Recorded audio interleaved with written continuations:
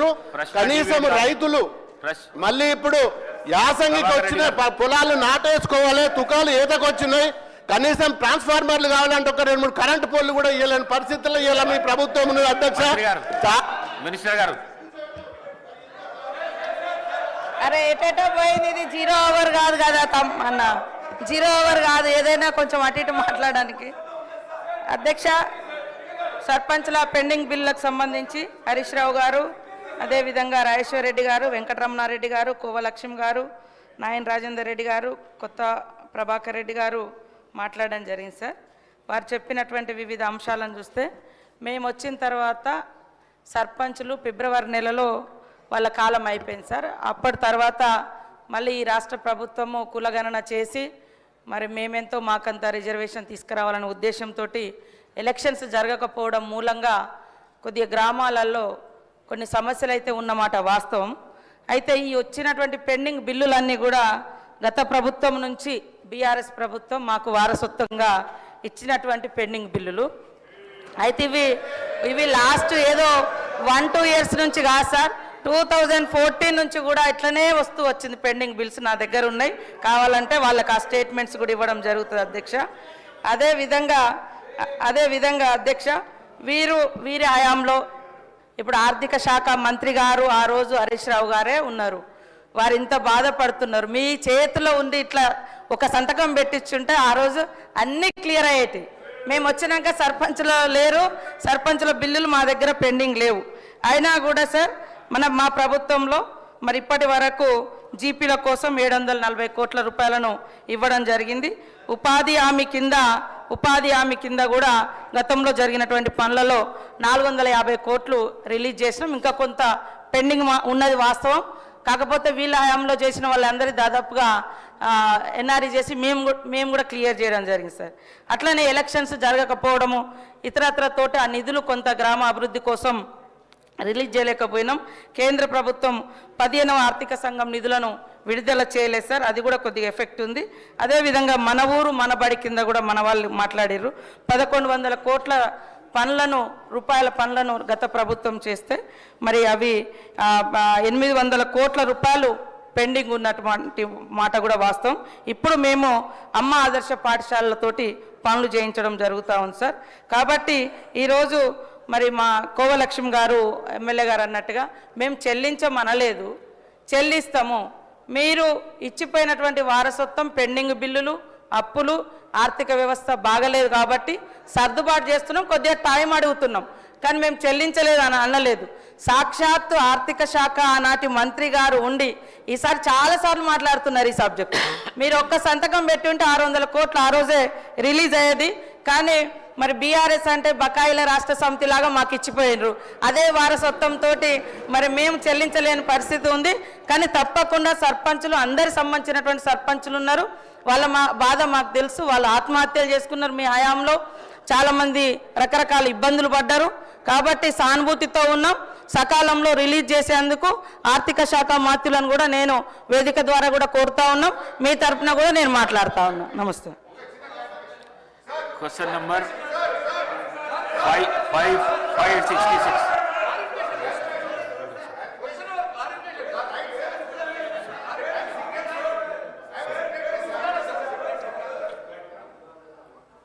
Speaker గారితో సవినయంగా మనవి చేసేది ఏంటంటే, సభ నడుపుతున్న తీరు పట్ల నా తీవ్ర ఆవేదన వ్యక్తం చేస్తా ఉన్నా. ఫస్ట్ క్వశ్చన్లో నేను చెయ్యెత్తితే మీరు సిగ్నేటరీ కాదు, మీకు మైక్ ఇవ్వమన్నారు. థర్డ్ క్వశ్చన్లో సిగ్నేటరీ కానటువంటి వ్యక్తికి మీరేమో ఇప్పుడు మైక్ ఇచ్చారు. ఎందుకు ఇచ్చారని మేము అడగడం లేదు. సభా సాంప్రదాయాలు అందరికీ సమానంగా ఉండాలని సవినయంగా మీకు విజ్ఞప్తి చేస్తున్నాం. ఇకపోతే మా సీతక్క గారు ఒక మాట అన్నారు, నా పేరు తీసుకొని, మీరు అప్పుడే డబ్బులు ఇచ్చి ఉంటే బాగుండేదని. ఎస్, నేను ఇచ్చాను. మా గౌరవ కేసీఆర్ గారి ఆదేశాల మేరకు పల్లె ప్రగతి కింద ప్రతి నెల 275 కోట్ల రూపాయలు మేము గ్రామ పంచాయతీలకు ఇచ్చాం. పల్లె ప్రగతి ప్రారంభమైన తర్వాత 3,300 కోట్ల రూపాయలు 3,300 కోట్ల రూపాయలు మేము గ్రామ పంచాయతీలకు ఇచ్చాం. ఒకవేళ మీరు ఆ పద్ధతిని కొనసాగించుంటే నెల 275 కోట్లు ఇచ్చుంటే ఇవాళ ఈ బకాయిలు ఉండేటియే కాదు అనేటువంటి విషయాన్ని మనం చేస్తా ఉన్నా. ఇవాళ కాంగ్రెస్ పార్టీ ఈ సర్పంచుల పాలిట పేద కాంట్రాక్టర్లు ఎంపీటీసీలు జెడ్పీటీసీల పాలిట ఈ హస్తం గుర్తు భస్మాసుర హస్తమై కూర్చున్నది. ఇవాళ వాళ్ళ ఉసురు పోసుకుంటున్నారు. సో దయచేసి మంత్రి గారిని నేను స్పష్టంగా అడిగా, సంవత్సర కాలంలో మీరు క్లియర్ చేయలేదు. ఒక్క నవంబర్లో బడా కాంట్రాక్టర్లకు 1200 ఇచ్చారు. అందులో సగం ఇస్తే సర్పంచ్ల బిల్లులు క్లియర్ అవుతుండే. ఎప్పట్లోకి ఇస్తారో స్పష్టంగా చెప్పండి అంటే త్వరలో ఇస్తాం, చూస్తాం, చేస్తామన్నారు. ఏడాది అయినాక కూడా చూస్తాం, చేస్తామనేటువంటి మరి బాధ్యతారహితమైన సమాధానం మంత్రి గారి నుంచి వచ్చినందుకు ఈ సభ నుంచి మా తీవ్ర నిరసన తెలియజేస్తూ వాకౌట్ చేస్తున్నాం. ఎల్ఏ మినిస్టర్ గారు అధ్యక్ష, గౌరవ సీనియర్ శాసనసభ్యులు హరీష్ రావు గారు మాట్లాడుతూ ప్రతి నెల 270 కోట్ల రూపాయలు రిలీజ్ చేసిన తర్వాత బకాయిలు ఉంటాయి అధ్యక్ష. మేము డిసెంబర్లో ప్రభుత్వాన్ని ఏర్పాటు చేయడం జరిగింది. ఫిబ్రవరి మాసంలో సర్పంచుల పదవీ కాలం పూర్తయింది. ఒకవేళ ఉన్నా ఒక నెల కాల సంబంధించిన బకాయిలు ఉంటుండే. ఆయనేమో ఒక పక్షాన 270 కోట్ల రూపాయలు ప్రతి నెల ఇచ్చాము అని చెప్పినప్పుడు బకాయిలు ఎక్కడివి అధ్యక్ష? ఎక్కడైనా తీసుకొచ్చి పెట్టుకున్నారు అధ్యక్ష? ఈరోజు వారి ప్రభుత్వ హయాంలో సర్పంచులు ఉప సర్పంచులు ఆత్మహత్య చేసుకున్నారు. వారు సమాధానం చెప్పాలా? ఈరోజు గౌరవ మా పంచాయతీరాజ్ శాఖ మంత్రివర్యులు చెప్పారు, ఏ విధంగానైతే బకాయిలు మా నెత్తిపైన పెట్టి వారి ప్రభుత్వం ఆ రోజు మేము తీసుకున్న వారసత్వాన్ని ఒకటి తర్వాత ఒకటి పూరించే ప్రయత్నం చేస్తూ ఉన్నాం. ఈరోజు కూడా సర్పంచులకు కానీ ఎంపీటీసీలకు సంబంధించింది కానీ జెడ్పీటీసీలకు సంబంధించిన ఏవైతే బకాయిలు గత ప్రభుత్వాలు ఇవ్వకుండా పోయినాయో ఒకటి తర్వాత ఒకటి పూరించే కార్యక్రమం చేస్తూ ఉన్న సందర్భాన్ని ఈరోజు మరొక్కసారి మా గౌరవ సర్పంచులు మాజీ సర్పంచులకి ఇతర సభ్యులకు కూడా మేము మీ ద్వారా తెలియజేస్తా ఉన్నాం అధ్యక్ష. ఇంకోటి కూడా గౌరవ సభ్యులు చాలామంది సీనియర్ శాసన సభ్యులు ఉన్నారు ఇక్కడ. క్వశ్చన్ అవర్స్కి సంబంధించి క్లారిఫికేషన్స్ ఉండవు, సభను పక్కదారి పట్టించే కార్యక్రమం చేస్తున్నారు.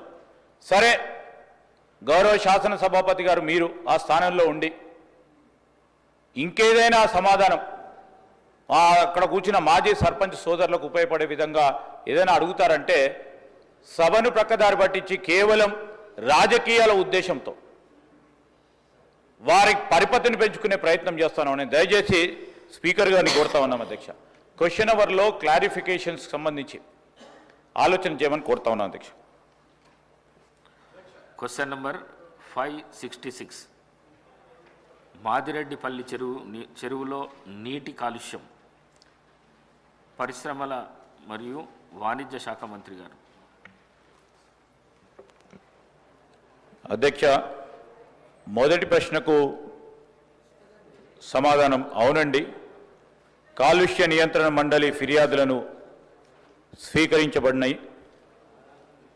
రెండవ ప్రశ్న, దానికి సంబంధించి తీసుకోవాల్సిన చర్యల విషయంలో Emmanuel labs, APL health care, Aurobindo pharma, Evertogen India ఈ కంపెనీలకు సంబంధించిన వర్షపు నీటితో పాటు కాలుష్యాలను వ్యవసాయ భూముల్లో విడుదల చేస్తున్నారని, తద్వారా తమ భూములు దెబ్బతింటున్నాయని సదరు పరిశ్రమలపై చర్య తీసుకోవాలని కోరుతూ ఫిర్యాదులు అందాయి.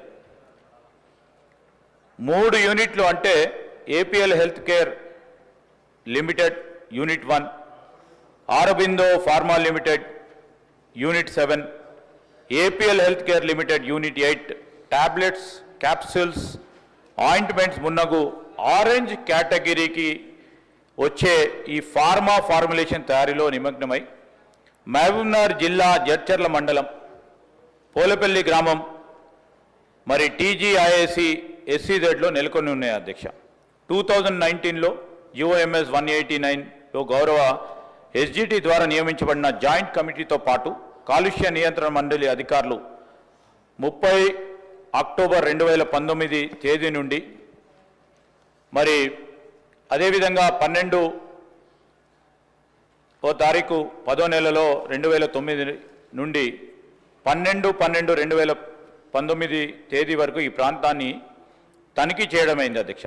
తనిఖీ సమయంలో ఈ పరిశ్రమల పర్యవేక్షణ సమయంలో టీజీఐఎస్సి ఎస్సీజెడ్ పోలేపల్లిలో నెలకొని ఉన్న ఏదైనా పరిశ్రమల నుండి వాటి పరిసరాల నుండి శుద్ధి చేసి లేదా శుద్ధి చేయని కాలుష్యాల విసర్జన జాయింట్ కమిటీ గుర్తించలేదు. భూసారం కలుషితం కాలేదని కొన్ని సిఫార్సులు చేస్తూ కమిటీ నివేదించింది.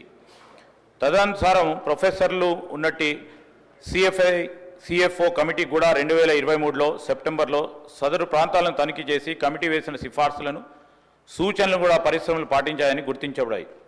పరిశ్రమలు ఎటువంటి వ్యర్థాలను విస్తరించడం లేదని, వ్యర్థాల శుద్ధి విసర్జన కోసం కాలుష్య నియంత్రణ మండలి అనుమతించినట్లుగా పరిశ్రమల వ్యర్థాలని ఉమ్మడి వ్యర్థాల శుద్ధీకరణ ప్లాంట్ సిఈటిపికు తరలిస్తున్నాయి. మండలి అధికారులు 19/9/2024 తేదీన 26/10/24 తేదీన ఇటీవలే ఈ ప్రాంతాన్ని తనిఖీ చేసి పోలేపల్లి ఎస్సీజెడ్లో నెలకొని ఉన్న ఫార్మా ఫార్ములేషన్ యూనిట్ల నుండి ఎటువంటి వ్యర్థాలు గౌరవ సభ్యులు జానంపల్లి అనిరుద్ రెడ్డి గారు. ధన్యవాదాలు అధ్యక్ష, నాకు అవకాశం ఇచ్చాడు. అధ్యక్ష,